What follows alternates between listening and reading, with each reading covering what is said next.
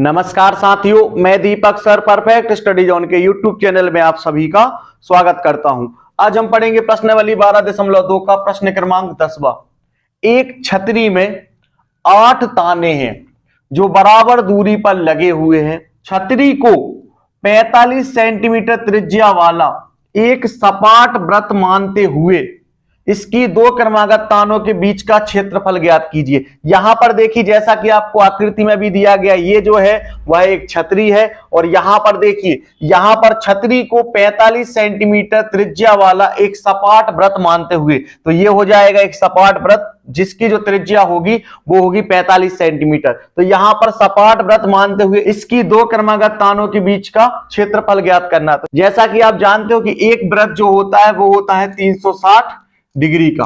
360 degree का एक वृत्त हो जाएगा, यानी जो वृत्त है उसका जो केंद्रीय कोण होगा वो होगा 360 अंश का। क्यों? क्योंकि आप जानते हो कि जो वृत्त होता है वो होता है 360 एंगल का। तो यहां पर वृत्त का केंद्रीय कोण बराबर हो जाएगा 360 अंश और यहां पर इसको जो है वो 8 बराबर तानों में विभाजित किया गया है। तो यहां पर देखिए 1 2 3 4 5 6 7 और ये 8 बराबर भागों में इसको क्या किया गया है, विभाजित किया गया है। यदि हमको दो तानों के बीच का हमको क्षेत्रफल ज्ञात करना है तो इसके लिए हमको क्या करना है, दो तानों के बीच पर कितने एंगल का कोण बनेगा हमको ये ज्ञात करना होगा। तो यहां पर टोटल कितने ताने हैं, यहां पर 8 ताने हैं। तो यहां पर 8 ताने हैं तो हम क्या करेंगे, 360 में हम दे देंगे 8 का भाग। यहां पर जो पूरा वृत्त है वो होता है 360 अंश का और यहां पर इसको 8 बराबर तानों में बांट दिया गया है। तो यदि हमको यहां पर एक ताने के बीच का यदि हमको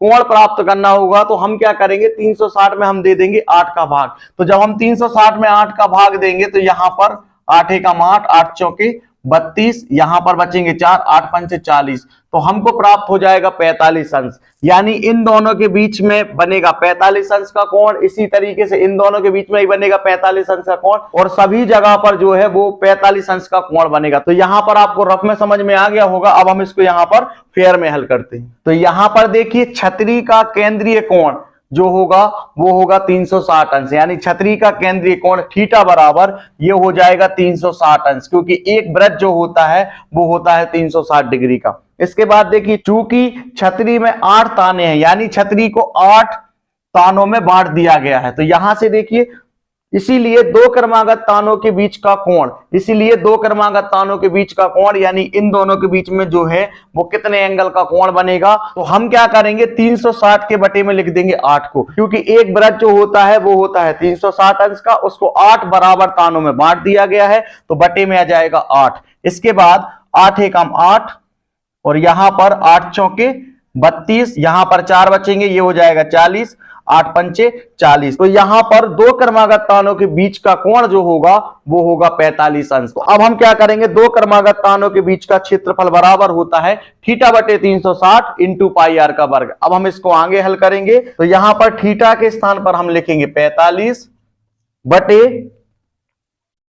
360 इंटू पाई के स्थान पर हम लिखेंगे 22 बटे 7 इंटू त्रिज्या। यहां पर देखिए, छतरी को 45 सेंटीमीटर त्रिज्या वाला एक सपाट वृत्त मानते हुए, यानी यहां पर त्रिज्या जो है वो है 45 सेंटीमीटर। तो यहां पर हम कर देंगे 45 का वर्ग। इसके बाद अब हम इसको आगे हल करेंगे तो ये हो जाएगा 9 पन्ना 45, 9 चौके 36 और यहां पर 0। तो इसके बाद आगे इसको हल करेंगे 5 बटे 40 इंटू 22 बटे 7 इंटू 45 गुणित 45। यहां पर 5 एकम 5 और ये कट जाएगा 8 बार, तो यहां पर बचेगा 1 बटे 8 इंटू 22 बटे 7 और यहां पर 45 गुणित 45, तो यहां पर प्राप्त हो जाएगा 2025। जब हम 45 का गुणा करेंगे तो हमको प्राप्त हो जाएगा 2025। इसके बाद अब हम इसको आगे हल करेंगे, 2 चौके 8 और यहां पर ये कट जाएगा 11 बार। इसके बाद 11 गुणित 2025 बटे 4 गुणित 7। अब हम यहां पर क्या करेंगे, 2025 में 11 का गुणा कर देंगे तो 11 पांचे हो जाएगा 55, यहां पर 5 कैरी में आ जाएगा 5, 11 दूनी 22 और 22 में जब हम 5 को जोड़ेंगे तो हमको प्राप्त हो जाएगा 27। यहां पर 7 आ जाएगा और कैरी में आ जाएगा 2। इसके बाद 11 शून्यम शून्य और यहां पर हासिल में 2 था तो वो यहां पर आ जाएगा और 11 दूनी 22। यानी जब हम 2025 में जब हम 11 का गुणा करेंगे तो हमको प्राप्त हो जाएगा 22,275। और जब हम 4 की टेबल को जब हम 7 बार पढ़ेंगे तो हमको प्राप्त हो जाएगा 28। यहां पर हमने क्षेत्रफल को ज्ञात किया है तो इसको हम लिखेंगे वर्ग सेंटीमीटर के रूप में, तो यहां पर आ जाएगा वर्ग सेंटीमीटर। यानी दो क्रमागत तानों के बीच का जो क्षेत्रफल होगा वो होगा 22,275 बटे 28 वर्ग सेंटीमीटर। तो इस तरीके से ये वाला सवाल जो है वो हल हो चुका है। आपको क्या करना है, वीडियो को रोक करके अच्छी तरह से नोट्स कंप्लीट करते जाइए। यदि वीडियो पसंद आया हो तो वीडियो को लाइक, चैनल को सब्सक्राइब एंड शेयर करना ना भूलें।